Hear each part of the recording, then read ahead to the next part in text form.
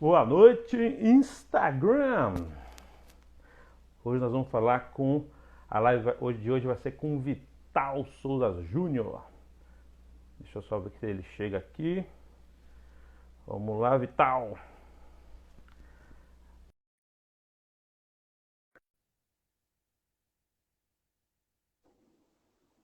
Boa noite! Boa noite, Murilo. Como é que tá? Tudo bem? Tudo tranquilo. Tá meio travando o seu. Pera, deixa eu ver se... Você tira do. Bota no modo avião e liga o Wi-Fi. Pronto, deixa eu Porque só... senão pode entrar ligação.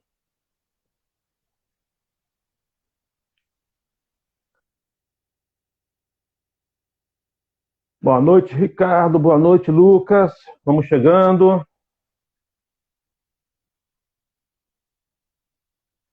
Hoje a live vai ser com Vital Souza Pronto. Júnior.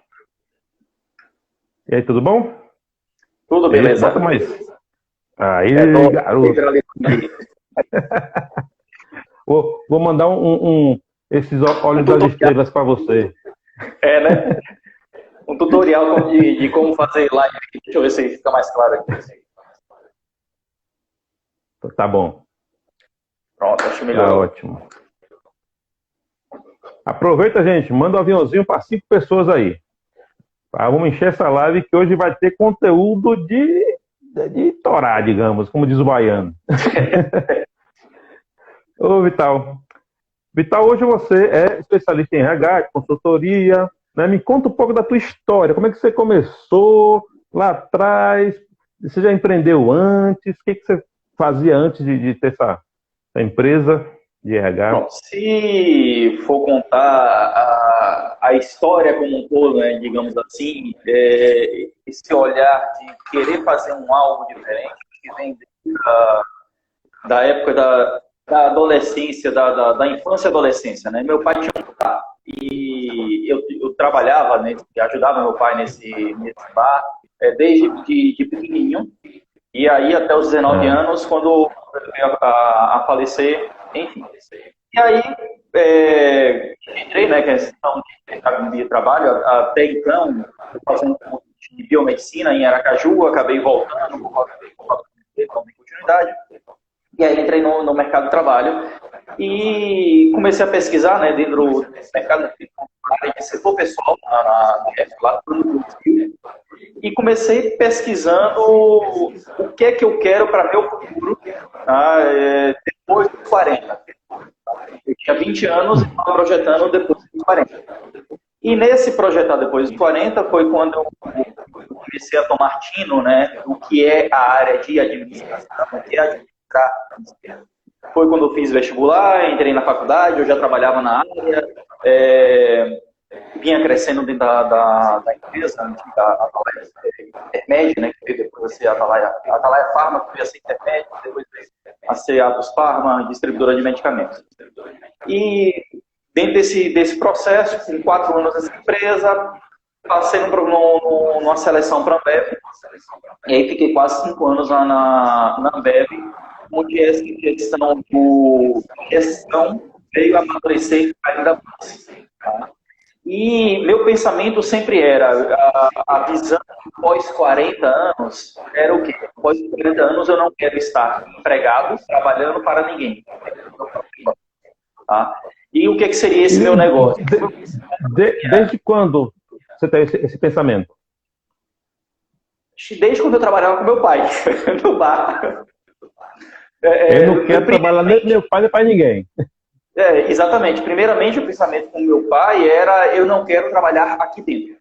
Tá? Eu quero fazer alguma coisa, ter alguma coisa para poder dar continuidade à minha vida, mas não dependendo do bar. Era esse pensamento, e isso veio amadurecendo, né, com o decorrer do meu pensamento para esse pós 40 anos, né, era uma consultoria, possivelmente, aí no período na época, era na área de RH, né, pensar na gestão com pessoas de uma forma um pouco diferente, pegar o que eu já tinha de bagagem 4 anos de intermédio, eu entrei como administrativo, coordenador da empresa. Entrei na Ambev, eu era coordenador de uma distribuidora farmacêutica, e ela já vinha num processo de fusão, a maior distribuidora no país na época, e aceitei vir para um cargo na Ambev de técnico administrativo. A gente falou assim, mas você é um maluco, vai trocar aí um emprego que você está com um cargo de coordenação para um cargo de técnico e ganhando menos. E aí eu sempre dizia, minha mãe falou para mim, eu sempre dizia para minha mãe e para os outros que às vezes é necessário dar um passo por trás para pegar impulso para correr. Então, Mas você já conhecia a Ambev, já estudava de alguma forma? Todas as bebidas, eu trabalhava no bar, poxa, meu pai era dono do bar. Então, já conheci a empresa nesse relacionamento como cliente da empresa. E era positivo. Positivo. E por pesquisa do que seria a empresa em si, quando eu comecei a participar da questão do processo seletivo, né? O curioso é que, assim, quando eu comecei o processo seletivo, eu não sabia que empresa era. Tá? Cadastros online, enfim, acharam meu currículo e aí chamaram para o processo. Só que em uma das etapas do processo, o processo estava sendo realizado no Hotel Acalanto, tá? Uma coordenadora que veio de Salvador fazer esse processo aqui. Só que, como eu sempre tinha a mania de chegar antes do horário, marcados, né? Nisso que eu estou indo para o processo seletivo, eu estava andando nas ruas ali transversais do Acalanto, e aí eu vi a pessoa que queria me entrevistar e estava no carrinho da escola, numa transversal, escondendo. E aí foi que me deu o estalo, rapaz, o processo é aberto. Você agora sem dúvida, distribuição. E aí, fiquei durante o processo em si, né? Fui indo, passei umas 3 etapas com eles, e aí veio uma entrevista com a gerente geral da Bahia. E aí, na entrevista com ela, fez algumas perguntas, aí no final ela perguntou uma dúvida. Eu tenho primeira dúvida, indústria ou distribuição? Ela regalou um olho e falou, não, empresa comercial. Eu só queria saber se era indústria ou distribuição. Ela é a única dúvida? Eu não. Segunda dúvida. Que dia eu entrego meus documentos para começar a trabalhar? Ela parou assim, rapaz, você é pretensioso. Eu não, eu sou bem realista. Porque para a função que vocês querem, vocês não vão ter para ninguém melhor do que eu. Olha. Aí ela para, a gente dá a resposta daqui a 15 dias no máximo. Tá bom. Aí saí da entrevista tremendo, né? Rapaz, agora o cara é minha função, eu me ferrei. Tá? Mas deu certo. E aí, alguns dias depois, eu recebi a ligação deles que tinha passado no processo seletivo. E aí eu já vinha meio que delegando algumas coisas na empresa, né, na distribuidora que eu trabalhava. Eu fiz a comunicação, passei mais uma semana, 15 dias mais ou menos, terminando de fechar algumas situações. E aí comecei a trabalhar na Ambev, que realmente, assim, se eu estava fazendo faculdade na época, já era a minha pós-graduação na prática. Tá? Pela vivência principalmente de gestão de processos. Né? Qual o maior aprendizado que você teve ali na Ambev? Rapaz, são vários aprendizados. E na verdade, coisa do que hoje... Do que a gente lê assim, no livro, né? O sonho grande, não sei o quê, meritocracia, né? E gestão, né, de pessoas ali, né? O controle e tal, e selecionar de qualidade, seleção de qualidade, né? Assim, em termos de processos, tá? Eu acho que é o que eu tive de maior ganho, digamos assim, tá? De entender como é que é o processo, de detalhar esse processo, de montar todo o ciclo PDCA e na lacuna ali de onde é que é o problema para a resolução do problema. Então, acho que isso foi de grande valia de aprendizado aí no decorrer dos quase 5 anos, de fração quase 5. Você decidiu ir para a Ambev, tá? Né? Mas, como você falou, você tinha feito a seleção, não sabia para qual empresa ia, né? Mas assim que você soube, eu quero isso aqui, mas você tinha claro assim, tem um prazo para terminar? Na sua Não, cabeça tem um prazo para mim sair, eu vou empreender? O meu prazo era meus 40 anos. Era o que eu tinha de foco entre meus 40 anos. Eu não sei por que eu meti 40 anos na cabeça. Tá? Só que o meu pensamento era assim, não, eu vou fazer aqui, eu estou entrando numa grande companhia agora, vou terminar minha faculdade, vou fazer uma graduação. Lá para os 30 e tantos eu faço um mestrado, para que o mestrado me preparar para aí os 40 anos montar a consultoria. Então, eu vou absorver o máximo que eu puder aqui de conhecimentos e pensando nesse prazo aí dos 40 anos. Se eu iria estar na 40 anos, né, na Ambev, trabalhando, enfim, eu não sabia. Tá? Mas eu pretendia ali fazer cada dia um dia de aprendizado, algo que pudesse me agregar. E assim fui fazendo. De técnico passei para analista, de analista para especialista, e numa dessas de especialista eu fiquei comprando, na época eram 12 revendas, né? A Ambev tinha uma estrutura de venda direta, que ela vendia para bares, restaurantes, aí vai, e a venda terceirizada, digamos assim, como se fossem franquias de distribuidores que faziam essa venda para o interior da Bahia, interior do Brasil todo. E minha função era visitar essas 12 empresas espalhadas pela Bahia, essas 12 revendas, e garantir que os processos da área de RH rodassem ao qual não deve. Isso aí é tanto quanto diferente. Eu estava trabalhando diretamente com o dono da empresa, o dono da estrutura, e que muitas vezes acabava a gente em reunião de horas, fechava ali todo um plano de ação, o cara assinava o plano de ação, e quando eu saía da revenda, o gerente vinha e falava, velho, o cara acabou de rasgar o negócio do amigo, disse que não vai fazer nada. E essa situação. Foi nessa época que eu comecei a criar barba, tá? Porque eu tinha meus 20 e poucos anos aí, e tinha que negociar diretamente com os caras muito mais sênior do que eu. E eu ouvi um deles, né? O que é que esse moleque está fazendo? Eu tinha que dar uma cara um pouquinho mais séria da coisa, e comecei a criar barba, aquele pensamento de o que eu posso agregar, o que eu posso absorver disso aqui. E aí me veio mais um estado. E me fez, digamos assim, amadurecer um pouquinho mais para eu pensar em empreender mais à frente, né? Qual foi esse estalo? Numa dessas visitas para um revendedor, estava com uma revenda que, no meados do mês de junho, mais ou menos, ela estava com 46% de lucro. Tá? Ou seja, se a revenda tinha 100 funcionários, já tinha mudado 46. De janeiro até junho. Então, era um problema fato, só que o revendedor achava que o problema era o seguinte, que o mercado não prestava, que as pessoas não prestavam e por aí vai. E isso a gente começou a fazer um pouquinho mais partido, e nas entrevistas de desenvolvimento que eram realizadas, mas eram realizadas, arquivadas, ninguém olhava. Eu comecei a observar que existe vinculando uma sinalização para um problema de gestão, de finanças. Tá? E aí, ao buscar isso mais a fundo, ele vinha com algumas práticas que não eram legais com o pessoal e acabava fazendo que as pessoas pedissem demissão.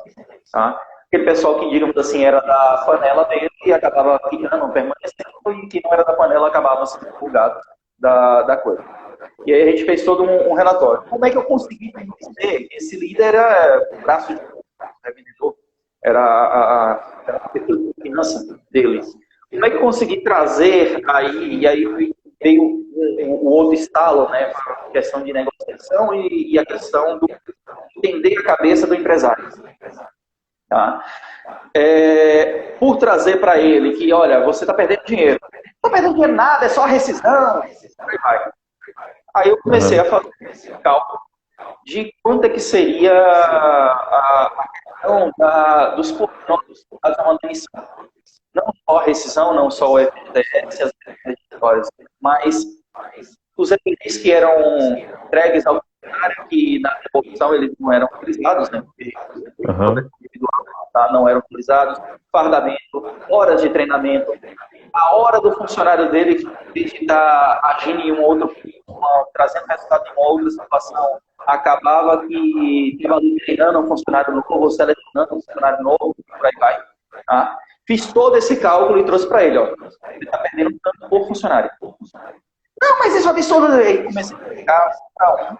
E aí doeu na parte mais sensível do corpo. O corpo. Tá? E aí veio o estalo, porra, isso funciona com ele, eu posso replicar com os outros 12. E eu comecei a fazer todo o processo que eu entrava agora em negociação com o pessoal. Quando tinha que fazer alguma situação vinculada aos processos de gestão da Ambev dentro das revendas, eu sempre buscava uma coisa, deixa eu procurar onde o cara está perdendo dinheiro. E aí comecei a estudar também o programa de excelência da Ambev. Existia um programa chamado PEX, né, programa de excelência, em que nesse programa de excelência trazia lá situações não só na área de RH, mas na área de logística, área de marketing, por aí vai, e entender um pouquinho mais desse negócio. Comecei a estudar tanto que eu comecei a debater com os revendedores e eu virei auditor do PEC, auditor do programa de excelência. Tá? E aí me veio mais um estalo para essa questão mais à frente de empreender, conhecimento. O conhecimento ele é chave para onde o corpo eu levo, a forma de fazer. Tá? Eu posso não estar levando aquele livro que chamava PEX, que era os processos da Ambev, mas o como era desenhado aquilo. Só um minutinho, Vital. Gente, eu não vou atrapalhar mais, Vital. Vai ser a primeira e última vez, tá? Então, tem tantos insights aí. Anota esses insights. Tem tantos códigos aí nas palavras. Anota para não esquecer, tá? Porque se eu for parar para pegar todo o que ele está falando, vai perder o flow aqui, tá? Então, aproveita que eu quebrei agora o flow, manda para 5 pessoas aí, aperta o aviãozinho, manda para mais 5. Eu vou fazer isso, Vital, você faz também, tá? Beleza. Vou mandar aqui para mais 5, né? 10, tá? E assim, e aí você foi buscando galgar na empresa aí, mostrando os resultados, as perdas, né? E isso, aos poucos também, vim crescendo, né, na empresa como um todo. E aí, galgando lá dentro, cheguei a assumir a gerência de Salvador, da área de gente e gestão, tá? Era um projeto em que, na minha avaliação de desempenho, ia ocorrer 2 anos à frente, só que aconteceu um problema interno e a minha diretora virou, olha, a gente vai ter que esticar sua corda. Eu preciso de uma pessoa lá dentro de confiança e preciso te trazer para Salvador. Aí eu olhei assim, rapaz, eu não sou de correr de desafio, não. Desde que eu estou aqui na empresa, eu neguei desafio, não. Mas eu sei que Salvador vai ser pedreira. Ela, sim, você aceita o desafio? Não aceita, rapaz. Eu estou tendenciando, era meio do ano, eu estava tendenciando a bater bônus duplo naquele ano. De novo, né, que tinha batido no ano anterior, nessa posição de especialista, e estava tendenciando a bater as minhas batidas. Quando eu olhei o fato de Salvador, o Salvador estava com todas as batidas no meio do ano. E eu ia assumir que não tinha mais bônus aquele ano. Tá? Mas virei para ela e falei, rapaz, vou encarar o desafio, acabei assumindo, e realmente Salvador, em termos de processos internos, ele estava meio que perdido ali, e aí meu trabalho foi tentar entender aquela equipe, tentar colocar a equipe no eixo. E tinha uma premiação interna que chamava PER, e as unidades da Ambev, própria da Ambev, elas disputavam mês a mês indicadores por áreas. E a área de gestão, a área de RH de Salvador sempre era útil.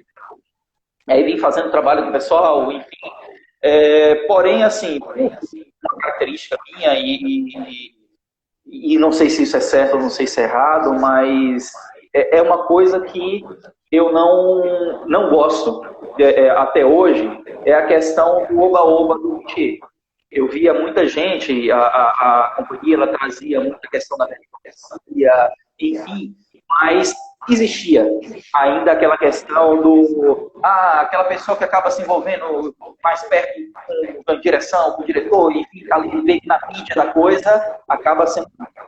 Tá? Em toda empresa acontece, não era diferente disso, tá? Apesar de ter um processo de gestão bem estruturado, mas isso acaba acontecendo porque a gente está trabalhando com pessoas, a gente está trabalhando com gente e acaba tendo esse lado relacional mesmo que acontece.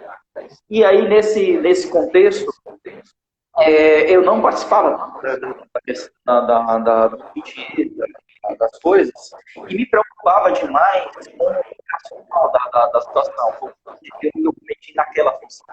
Tá? Eu me tornei, apesar do gestor, eu me tornei muito operacional naquele momento. Tá? E isso me custou, fevereiro do ano seguinte, minha diretora virar para mim e falar, olha, o diretor da Bahia que eu tirasse da função, porque não viu resultados. Eu sim, não vi o resultado porque já peguei uma unidade que não tinha resultados. Tá? E estava caótica a área. Tinha o gerente da unidade, não tinha parceria tão síncrona na área de RH, diferente do meu gestor anterior. Tá? Que inclusive você conhece, é o Carlos Medeiros. Foi meu gestor anteriormente, na função anterior. Sim. E era super parceiro, a coisa ia nesse sentido, e na unidade de Salvador eu encontrei isso, acabou que deu um entrave ali em alguns processos. Tá? Só que eu tinha prometido, quando eu assumi a unidade de Salvador, eu falei, olha, das pessoas da equipe de gestão, eu vou azeitar a máquina, tá? Para que no próximo ano a gente comece a realmente rodar. E aí, isso, final de janeiro para fevereiro, eu saio como gerente de gestão e assumo uma vaga especialista na regional. E aí, como especialista na regional, eu tinha um pacote de orçamento, né, da área de gestão de quase 40 bilhões para poder gerir. E tocando ali as situações. E quando fechou o mês de fevereiro, eu saí no início de fevereiro, fechou o mês de fevereiro, a unidade de Salvador recebe a atenção feras em relação a janeiro, tá? Que sempre tinha um delayzinho de aprovação em relação a janeiro, que eu estava em primeiro lugar. Aí eu tenho até hoje, pessoal, isso é muito seu, isso é trabalho. Enfim, então foi um reconhecimento da equipe, bacana, o trabalho que sido feito inteiro, né, com investidores, para ter a coisa começar a fluir. Eu assumi essa nova... E o bacana da tua história, né, é que vai direcionando para a área financeira, né? Também. Para a consultoria financeira, né? Administrativa, né? Então, assim, quando eu estava na unidade de Feira de Santana, depois de Salvador, mesmo como especialista nas regionais, nas revendas, eu tinha muito contato com a questão do OBZ, do orçamento, da área de gente gestão. Tá? E quando eu vim para a regional, eu passo a ter contato com um pacote muito maior, vinculado à área de gestão, e controlar as demais unidades no uso desses recursos. Né? Então, passei alguns meses nessa função até que eu pedi demissão da empresa. Tá? Que foi o que aconteceu. Desde o ano anterior, mais ou menos pouco tempo depois que eu tinha assumido como gerente em Salvador, um empresário daqui de Feira de Santana, eu já tinha trabalhado com ele na distribuidora anterior, somos amigos até hoje. Tá? E aí ele, volta e meia, ele me liga, e aí, como é que tá você? Eu ainda vou trazer você para trabalhar comigo de novo. E ficava sempre naquela. E aí surgiu, na época, a oportunidade de montar uma nova distribuidora. E ele me fez o convite para poder assumir como um gerente executivo dessa distribuidora nova. Adquiriram uma empresa da filha dele, em capital de empresas, para poder montar, já pegar a estrutura pronta, né?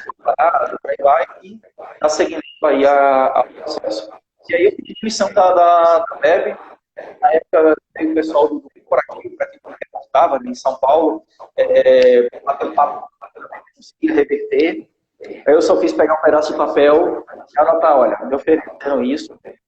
E o meu saldo de FGTS, eles pediram para tirar um extrato porque eles vão me bancar a multa dos 40% que eu perder, né, por demissão, eles vão me pagar esse valor. Então, daí, eu, por trabalhar com o orçamento da Ambev, por trabalhar com as normas da Ambev, eu sei que vocês não podem.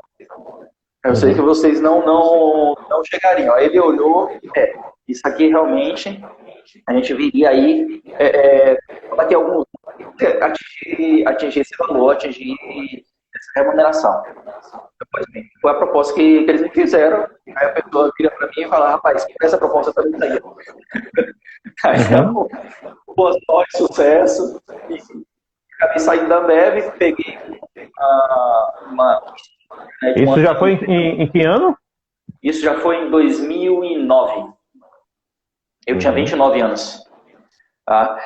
E aí peguei a estrutura de uma empresa familiar novamente, né? Vinha agora de uma multinacional, com todo o processo tudo desenhado, rodando, as pessoas saberam o que fazer, para uma estrutura familiar em que os processos não estavam azeitados, não estavam rodando, muita coisa travada, muita coisa feita. Muito cacique. Muito cacique para pouco índio. Tá? E aí reestruturar essa questão da empresa em si. Começamos com vários entraves. Um ponto que eu sempre sinalizava era um grupo de 8 sócios, né, na época. Eu sempre sinalizava nas reuniões que e era espalhado pelo Brasil, né? Tinha gente em Brasília, tinha gente em Rio de Janeiro, São Paulo, aqui na Bahia, Minas, por aí. Caramba. Então, até as reuniões era bem complicado reunir todo mundo. Não se utilizava a tecnologia como a gente está usando agora na pandemia. O Skype era muito ruim. Então, aí nesse processo, eu sempre sinalizando para eles, olha, a empresa surgiu aqui com um grande quê de ser um revendedor da Johnson. Tá? Mas aqui para o Nordeste, especificamente, Bahia, Alagoas, Pernambuco, Sergipe, que a gente fazia, o mercado é complicado, a gente precisa de mais laboratórios, a gente precisa de produtos para poder vender. Conseguimos aqui para o Nordeste trazer a Medley, mas mesmo assim era uma distribuidora com 2 laboratórios contra distribuidoras que tinham 50, 100 laboratórios. Então, um mercado totalmente difícil nesse contexto. Uhum. Chegamos a ganhar um mercado, tá? E ter alguns resultados em relação a isso. Mas no segundo ano de operação, começou que concorrentes nossos soltavam grátis, né, para farmácias ofertando produto da Johnson mais barato do que a gente comprava da Johnson. E aí, nisso, acabou fazendo com que a empresa, em 2011, fechasse. E aí, um dilema, né? Nas reuniões, janeiro, fevereiro, balanço já sinalizando, né, negativo do trimestre, a diretoria já viu, olha, se no próximo trimestre, no caso, abril, maio, junho, tá, fechar negativo novamente, a empresa desmontar a estrutura, manda tudo para uma outra unidade e o Nordeste fez. Tá? E aí a gente veio com algumas ações, mas sem conseguir reversão. Eu já sabendo disso desde o início do ano, mas tendo que segurar a onda aí com os demais funcionários, né? Da situação. Tentando puxar o resultado, mas sabendo que o resultado do INS tinha uma consequência muito grande dentro desse contexto. E aí minha esposa, na época, estava... Chegou agora aqui, viu? Oi? Chegou agora aqui na live para organizar. Estava grávida e a notícia do vamos fechar as portas, aí foi por meados do mês de junho, né? Em que ela tinha tido Alice, aí no iníciozinho de junho. Então eu estava recém-parido e recém-desempregado também. De fazer todo o processo, funcionários, fechar as portas, desmobilizar tudo. Ainda fiquei um mês a mais depois da sessão, né? Na montagem, mandar todo o caminho para você. E aí, mais alguns aprendizados também nesse processo, que é muito bacana você ter resultado e trazer resultados em uma empresa que dá resultado. Agora também você aprende muito numa empresa que quer, tá? Principalmente o que não fazer. Tá? E aí essas lições do que não fazer trazem hoje também, né, quando a gente está no processo de um cliente, consultoria, e o cliente fala, vamos fazer tal coisa assim, já dá um falo, rapaz, isso aqui você não deveria fazer. Eu já vi esse resultado antes, já vi de uma certa forma não muito legal, em uma outra situação, em que a gente tem que levar o aprendizado desse contexto, né, trazendo isso aí. E aí, isso aí culminou, né, em 2011, filha nascida, claro, como eu já sabia, esse processo estava culminando, né, para fechar, eu já tinha começado a disparar currículos. Nesse de disparar currículos, eu acabei sendo convidado para participar de uma seleção no Vale do Rio Doce. E aí fiz todo o processo. Cheguei aí para a unidade do Pará, em Marabá. Fiquei 2 dias lá, naquela intenção de tudo dando certo, vai mudar para cá, e nada nem tinha tido a Alice, ainda estava então, e aquela coisa toda. Só que depois que nasce, a gente sente o peso. E ainda mais se for poder pegar depois de 6 meses. E aí, nesse de ir para Marabá para conhecer a cidade, por aí vai, a gente vê uma certa precariedade na de hospitais. A questão do voo, pegava um voo daqui para Brasília, de Brasília para São Luís, de São Luís, do Teco-Teco para lá, para o meio do mar, pegar mais 1 hora de carro para chegar em Marabá. E era 12 horas para fazer percurso, 12 horas para poder voltar. E aí você começa a ter conta, né? Que vai ficar longe de casa, e declinei já com proposta com vindas quinzenais para Bahia, já acabei declinando a vaga, continuando buscando no mercado. E aí uma pessoa que tinha trabalhado comigo, foi minha coordenadora na Ambev, aqui em Feira de Santana, quando eu comecei, foi a pessoa que todas me entrevistaram, logo naquela entrevista, vira para mim e fala, Vital, olha, eu tenho um trabalho a ser realizado aqui, mas eu não tenho uma vaga. Você topa prestar uma consultoria para mim em 3 meses? Rapaz, topa, estou precisando de dinheiro. Tenho que colocar dinheiro para dentro de casa. Ela mas eu vou precisar... Pega esse código, gente. Se a pessoa é boa, as pessoas lembram dela e vai atrás. Aí, mas vou precisar que você emita nota fiscal. Eu, não seja por isso, eu abro o CNPJ. E aí foi que surgiu a ADM Vital. Nesse PPA, um projeto que vinha pensamento dos 40 anos, né, de estruturar uma consultoria, surgiu naquele momento meio que na necessidade e oportunidade ao mesmo tempo. Então antes da estrutura que você tem, você já dava consultoria, já tinha cliente. Isso foi em 2011. Tá? A estrutura física hoje que a gente tem da empresa aqui em Feira, ela se deu aí por meados de 2015. Então, de 2011 a 2015, foi permeando aí nesse contexto, né? Não estruturado no pensamento de continuar no processo de consultoria. Teve um período aí que eu dei uma parada, tentei estudar para concurso, enfim, vi que não era a minha vibe, tá? E aí começou o processo, né, primeira consultoria foi em Salvador, essa empresa em Salvador, passado um tempo, a segunda foi em Lauro de Freitas, com uma outra pessoa que trabalhou com a gente também na Ambev. Chamou e aí, tá pronto, eu estou precisando de um processo aqui. Rapaz, estou precisando construir uma empresa aqui em Salvador, dá um pulo aqui em Lauro de Freitas. E aí a coisa também veio. O terceiro cliente é que veio ser Feira de Santana. E aí, esse terceiro cliente, a coisa começou meio que no boca a boca. Né? Um cliente vai indicando o outro, vai falando com o outro, e os amigos vão falar, poxa, o cara está com tal situação, poxa, vi tal trabalho aqui, e tal faz. E a coisa foi começando a tomar uma forma. Tá. E aí dentro Hoje você tem dois negócios, né, digamos, né? Hoje você tem a sua consultoria. Hã? Na verdade, se eu for trabalhar por produtos da empresa, né, a gente Eita! divide em quatro subempresas, digamos assim. Então vai, me conta aí esses 4 subempresas aí. Para contextualizar como é que surgiu essa ideia desses 4 subprodutos, né, vai um pouquinho ainda da continuidade dessa história. Tá? Nisso que os clientes começaram no boca a boca, como eu vinha da área de RH, era meio que uma referência do meu trabalho, né?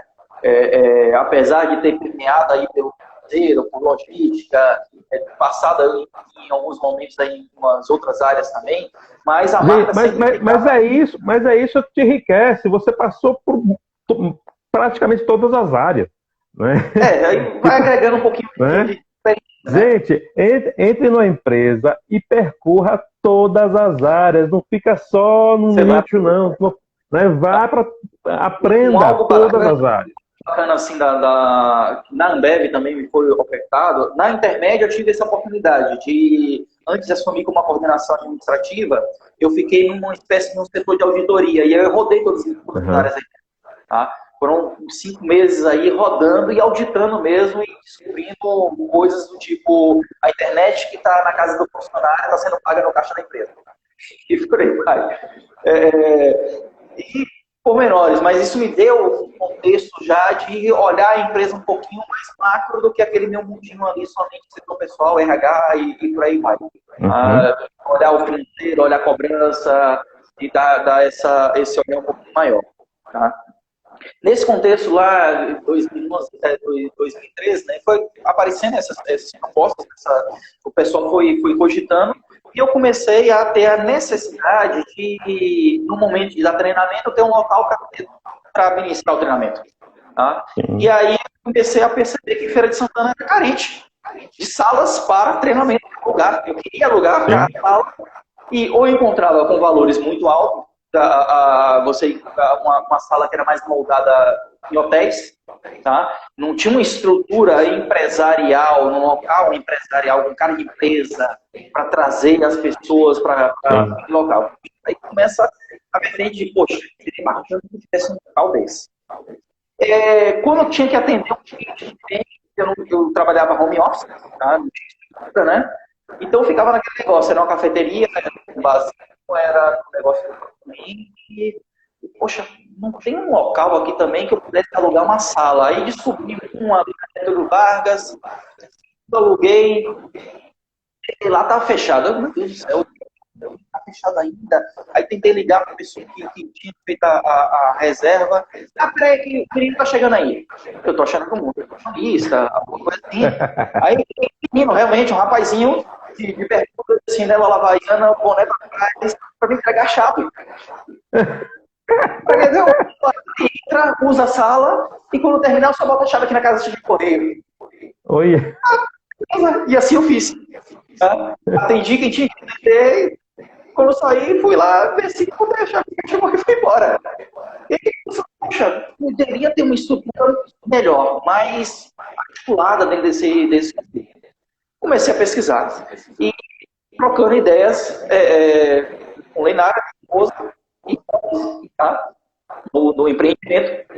E essa necessidade foi quando um amigo, contador, na época também estava querendo montar a estrutura de escritório, e a gente começou a procurar. E aí chegamos na estrutura de hoje, realmente a empresa. E aí dessas ideias, essa captação, poxa, seria bacana se tivesse, tá? Hoje a gente tem uma estrutura que a gente tem salas de atendimento, tá? Para 3 pessoas, 5 pessoas, uma sala de uma mesinha redonda, 5 pessoas atendem tranquilamente. Uma sala de reunião para 12 pessoas, uma sala de treinamento para 50 pessoas, toda equipada, cara de empresa, tá? Com estrutura realmente empresarial, não estrutura. Eu já usei todas e aprovo todas. Então, assim, o produto, né, escritório virtual, ele surge desse contexto, dessa leitura que a gente vinha fazendo aí no contexto da necessidade que a gente tinha naquele momento, mas que não achava dentro do mercado de Feira de Santana. E isso puxa o outro produto, que é o endereçamento fiscal. Tá? Hoje, para uma pessoa empreender, abrir um CNPJ, né, pode empreender sem ter o CNPJ, mas chegar no momento ela vai ter que legalizar a empresa, o negócio vai crescendo, vai ter que ter o CNPJ. E muitas vezes a pessoa faz aquela situação de pega o CNPJ e coloca no endereço de casa. O que é que acontece? O IPTU aumenta. Não é porque você fez uma reforma na casa, não é porque você fez uma melhoria, nem nada não. É porque você passou a ter um CNPJ ali dentro. Tá? Não mudou nada. Mas o fato de ter um CNPJ ali dentro, o IPTU aumenta. Tá? Aí a depender... E poucas pessoas sabem disso, viu? E acaba... Poucas pessoas sabem disso. IPTU.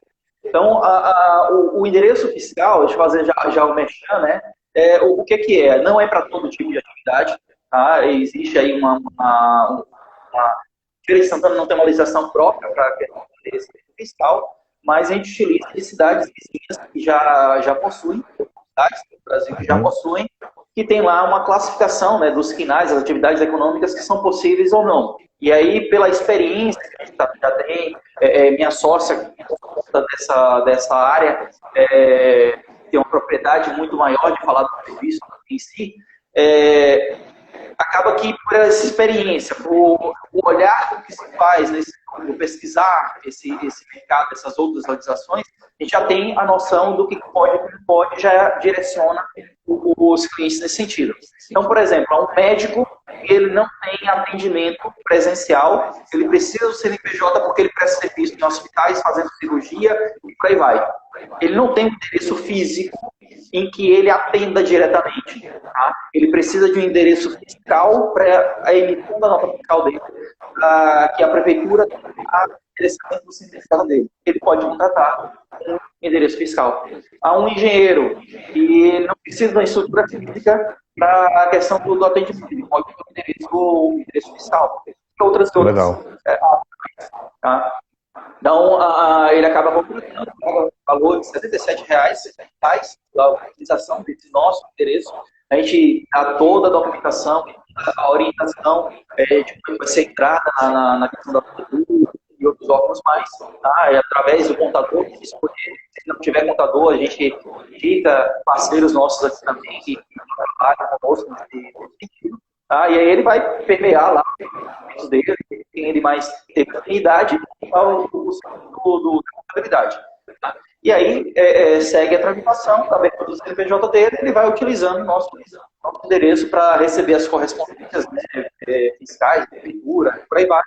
E fazer a questão do faturamento utilizando o endereçamento daqui. Tá? Então, esse é um produto que a gente tem. Então, tem a estrutura então, física, né? A estrutura, eu posso colocar para ter uma reunião com uma, 2 pessoas. Eu posso ter reunião com 12 pessoas, numa mesa de reunião, com TV, Smart, né? Eu posso dar um treinamento até para quantas pessoas? 50 pessoas. 50 pessoas. Com o data show, data show. Teto, a tela branca, o quadro branco, né, para utilizar no caso necessário. Tá, mas eu abri uma vaga, preciso de um vendedor. É contigo também? Também a gente trabalha com o processo de recrutamento e seleção. Tá? Então, é outro produto que a gente também tem, outra subempresa, digamos assim. Tá? Mas é que tá. Eu deixo o currículo lá? Como é que funciona? Não, hoje a gente trabalha com a plataforma online, a gente utiliza um sistema, um banco de cadastro que acaba facilitando para a gente o próprio processo seletivo. Tá? A gente faz uma anamnese junto ao contratante, né, de o que ele realmente necessita. E a gente tem muito aquela questão de, eu preciso de um gerente. Quando a gente vai verificar, na realidade ele precisava de um analista. E tá chamando um gerente meio que distorcendo ali a atividade. E se a gente fosse contratar realmente um gerente, não ia suprir a necessidade dele. Tá? Então existe esse cuidado por verificar... Acaba dando como uma consultoria também, né? Consultoria também, nesse sentido. Tá? Eu verificar também se aquele valor de salário, benefícios, o descritivo da vaga, aquilo ali realmente está atrativo ou não está em relação ao que se está tendo na questão do mercado. Claro que é um processo competitivo, vale aí o contrato, ele ter a palavra de contratar ou não, de adequar ou não a vaga que ele está querendo naquele sentido.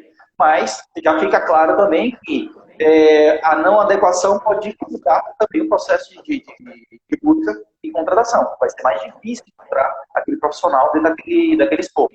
Então, não é simplesmente a gente... não, eu tenho uma vaga aqui, manda pra gente, e a gente abre e faz qualquer jeito. Não, faz todo um processo, todo um scriptzinho dentro dessa... dois processos, né? Uma para captar a vaga, outro para achar o candidato. Exatamente. Né? Então, aí... E para achar o candidato, eu me cadastro no site admvital.com. admvital.com, lá em cima tem logo assim, vagas sistema... É só .com. .com, sem o BR. Tá? admvital.com. Exatamente. Tá? Chegou lá em cima, clicou, ele já direciona para o portal de vagas. Nesse momento, as vagas elas estão, devido à pandemia, né? Clientes que estavam com processos seletivos em andamento, eles pediram suspensão, porque a maioria acabou por causa de questão de decretos, acabaram fechando. E agora, nessa última semana, está no processo de retomada, mas aí e por aí vai. Então a gente está aguardando a retomada econômica também deles para que os processos... Independente da crise. Qual é o processo? Eu me inscrevo lá, aí nesse processo, quais são os passos agora? Pronto, tem vamos lá. Quais os testes que eu faço? A pessoa entrou no site, clicou lá, foi direcionado. Ela já abre na página de oportunidades. Caso tenha alguma oportunidade que ela... Karen está dando oi aí. Oi, Karen. Caso tenha alguma oportunidade que ela se interesse, ela pode se inscrever diretamente naquela vaga. Tá? Caso... Edilma também dando oi aí. Edilma, minha mãe. Mamãe comparecida. Então...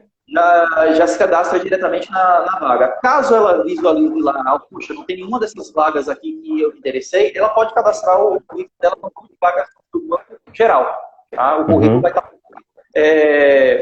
disponível. Tá?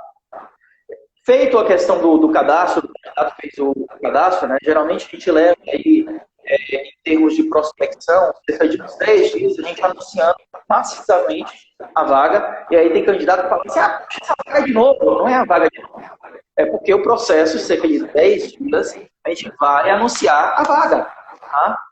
Nesse decorrer que está anunciando, a gente vai buscando ali, medindo, né, através dos filtros do sistema, através da composição entre o que a vaga perde versus o que ele cadastrou. E aí agora uma observação da gente, pelo amor de Deus, cadastrem os dados de forma completa, tá? Porque a gente utiliza sistema, a gente não utiliza bola de cristal, tá? A gente tem candidato que liga pra gente e fala, poxa, mas eu nunca participei de um processo, ou manda mensagem, ou utiliza através do Instagram, manda mensagem lá, eu nunca quis participar de um processo de vocês.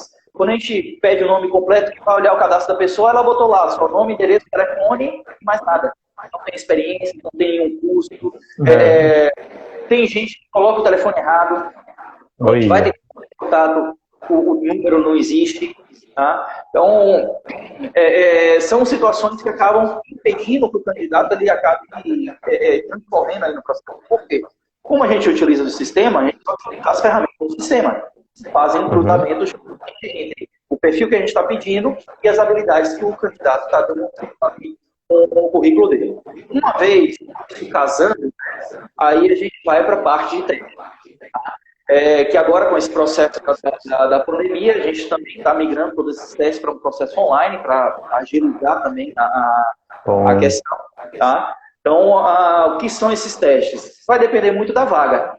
Tá? A gente já teve teste que era uma vaga específica de engenharia, técnica eletrônica, por aí vai, tinha teste específico para essa área. Tá? É uma vaga para um auxiliar de escritório, então vai ter lá pelo menos um teste de matemática, de comportamento, alguma coisa assim, se a pessoa tiver que redigir, e-mail, então vão ter alguns testes de acordo com o tipo de vaga. Recentemente agora a gente teve uma vaga de estágio para a área de estágio, então as pessoas receberam, aí já utilizam online, tá? Um teste lá, voltado para perguntas da área de contabilidade. a vaga pedia que no mínimo a pessoa tivesse pelo menos até o quinto semestre, né? Então as perguntas foram voltadas ali, permeando o quarto e quinto semestre e diante. Então, a gente vai moldando aí também a questão dos testes vinculados. Além disso, a gente também faz a utilização de análise comportamental, uma ferramenta de análise comportamental para utilizar no casamento aí as habilidades técnicas que apresenta o currículo, as habilidades técnicas que ele apresenta como resultado da avaliação, a entrevista que a gente realiza, tá, nesse momento fazendo online, tá, e utilizando também de plataforma para fazer entrevista, e a própria ferramenta da que a gente vai casar com tudo isso e gerar um relatório. Que vai ser... Ô, Vital, nós estamos pouco tempinho, só vou fazer mais uma pergunta. Assim, para você vender seu peixe, né, essa questão, qual é a importância de uma empresa contratar uma empresa especializada para fazer os recrutamentos de seleção? Qual a importância disso para uma empresa? Vamos lá, porque, muita gente diz assim... mas eu tenho uma indicação do amigo ali que o cara diz que é gente boa. Assim, tem uma frase de 1954, de um livro Gerente Eficaz de... Vixe, o nome do cara fugiu agora, meu Deus. É tido como o Papa da Administração. Daqui a pouco eu lembro. Tá? Deixa eu pescar aqui, que eu acho... Peter Drucker. Lembrei. Peter Drucker, em 1954, ele dizia que contratamos pelos aspectos técnicos e demitimos pelos aspectos comportamentais. Tá? E isso acontece até hoje. Tá? Ao contratar eu achava que essa frase era nova. Não. Década de 50. Tá? E continua acontecendo até hoje. Tá? Justamente porque muitas vezes a gente contrata o cara que é indicação de um amigo porque ele é gente boa. Tá? Mas o gente boa, em que sentido? Talvez batendo baba, ele é gente boa, talvez na roda de cerveja, ele é gente boa, mas traz ali situações que talvez no dia a dia, para aquelas atividades daquela empresa, para o estresse inerente daquela atividade, ou aquele ambiente organizacional, não vai casar. Os valores da pessoa não casam com os valores da empresa. E aí, consequentemente, isso vai gerar problema mais à frente. Então, o que a gente faz, empresários colocam, né? Então, contratar consultoria, fazer seleção é caro. Tá? Caro é o tempo que você perde simplesmente tendo que desfazer o que um mau funcionário fez. Tá? Não, fora os gastos com o turnover, né? O funcionário fez perder. Tá? Isso é caro. Tá? Não é que a gente tem a garantia 100% que eu vou contratar somente anjinho para indicar lá para a empresa. Não é isso. A gente vai afunilar através de técnicas e de ferramentas que vão nos nortear ali para minimizar erro. Tá? Não é que o erro não vai existir. Pode existir, sim. Porém, num percentual mínimo, tá? Aí, se você fosse contratar de forma aleatória, ou contratar, estou precisando de gente, pega aí primeiro que passar o da rua. Então, minimizando erros nesse sentido. Tá? E, além disso, também, né, como você observou, a gente vai fazendo meio que um processo ativo dessa questão da contratação, e a gente já teve clientes que a gente começou com o processo de recrutamento e seleção, e isso acabou expandindo para a consultoria empresarial, que é outro produto também que a gente tem. Tá? E aí a gente vai norteando a depender da necessidade, não é tudo que a gente faz também, mas a gente vai se é algo que a gente não tem expertise para isso, mas a gente tem um parceiro, a gente vai também norteando aí com parceiros. Tá? Volta e meia tem gente que vira e chega aqui procurando, não, eu quero fazer coach contigo.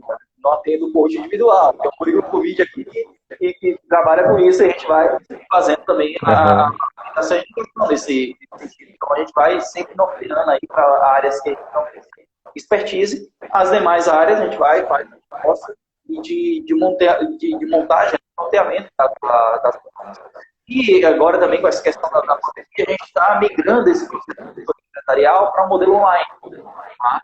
E aí dentro desse modelo online, muita gente já está falando assim, poxa, mas presencial já é complicado e fazer online. Tá? Aí é a grande questão, tá? Primeiro, é o de método, tá? Então, a gente tem um método que vai ser utilizado, que é o mesmo método que a Ambev utiliza, é o mesmo método que a Falcone, as maiores consultorias do Brasil, utiliza. Então, a gente vai nortear o processo de consultoria utilizando o método. Tá? Segundo ponto, para que a consultoria dê online, qualquer consultoria dê certo, é a questão do compromisso. Tá? Se aquele que está contratando não estiver compromissado com aquilo que ele contratou, nenhum processo vai andar, nenhum processo vai conseguir seguir adiante. Vai chegar num momento que vai funcionar uma ruptura. Uma ruptura pelo contratante dizendo, olha, não estou achando que não está dando resultado, mas está dando resultado porque ele não está seguindo o método, tá? Não está seguindo passo a passo da coisa. Ou a gente mesmo virar para o cliente e falar, olha, desse jeito não dá, é melhor a gente parar porque o resultado não está vendo e isso vai acabar a visão de uma forma não muito legal. Finalizar por aqui. Então, pode acontecer das duas situações. Tá? E, além disso, também a parte de treinamento. Treinamento, a gente trabalha muito com a área de treinamento mais voltado para o comportamental e treinamentos mais voltados para a análise do essa questão da técnica versus do comportamento. Tá? A exemplo, utilizando simuladores empresariais. Então, quem aqui, não sei se existe ainda aquele desafio Sebrae, tá? Que soltavam antigamente, não sei mais se existe, e na universidade, né, os alunos montavam lá suas equipes e entravam lá na plataforma do Sebrae e dava lá uma empresa para cada equipe administrar, em que essa equipe ela tinha que tomar decisões sobre marketing, sobre financeiro, sobre vendas, sobre RH, finanças, análise de balancete, por aí vai. Então, a gente utiliza de uma plataforma de simulação empresarial em que a gente divide dentro de uma empresa real, a gente divide em uma empresa virtual. Tá? Em que aquelas equipes, aí, digamos, eu tenho aqui uma equipe, uma pessoa da logística, uma pessoa do funcionamento, uma pessoa do comercial e uma pessoa do RH. Tem uma pessoa de cada setor. Mas vai ter um momento que a pessoa do RH vai ter que tomar uma decisão sobre o comercial. Vai ter um momento que a pessoa do RH vai ter que analisar... Aí o treinamento ajuda, né? O treinamento Exatamente. Faz essa movimentação. Exatamente. E aí nessas rodadas online que vai acontecendo a interação.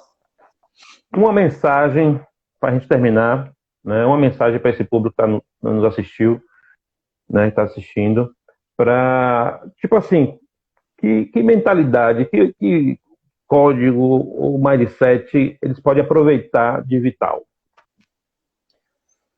Deixa eu me ver aqui, agora me pegou.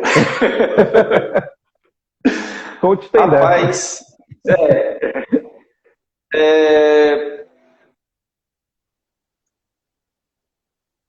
Rapaz, acredite no seu sonho.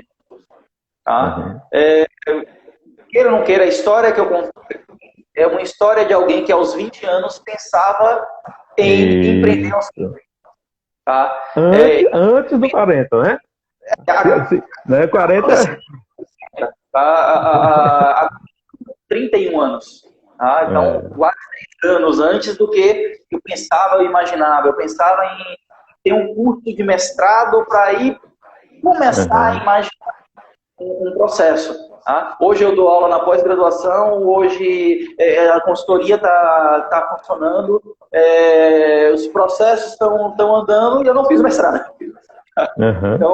Então, assim, é muito nessa questão do acredite nos seus sonhos. Pode ser que na vida, nas situações que vão acontecendo, no permear aí da coisa, os caminhos vão meio que mudando, os caminhos vão te levando para outras áreas.